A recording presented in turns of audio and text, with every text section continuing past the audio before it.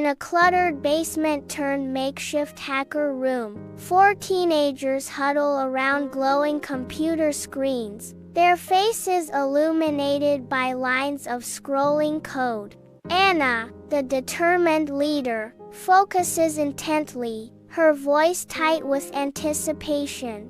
Okay, almost there. Just need to bypass this firewall. Ben offers a backup plan, his fingers flying across the keyboard. I've got a backdoor ready if that fails.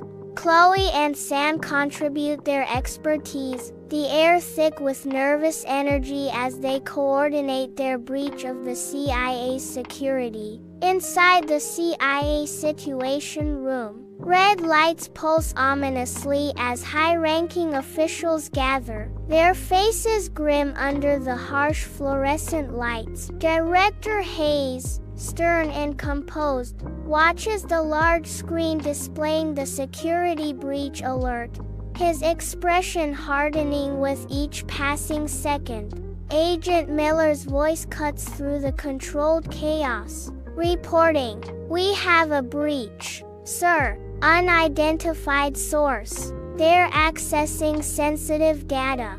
Director Hayes' command echoes through the room, a sharp order amidst the alarms. Find them. Shut it down. Now, this is a national security threat.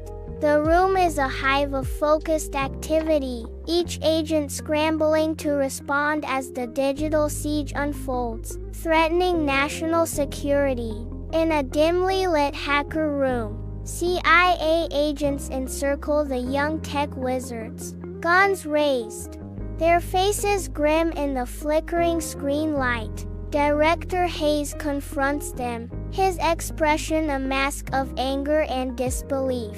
Anna steps forward, her voice trembling slightly. We didn't mean any harm. We just wanted to show you the vulnerability. This flash drive contains a detailed report on how to fix it. Hayes softens slightly, a glimmer of hope amidst the tension. You kids have caused a lot of trouble. But maybe, just maybe, you can help us fix it.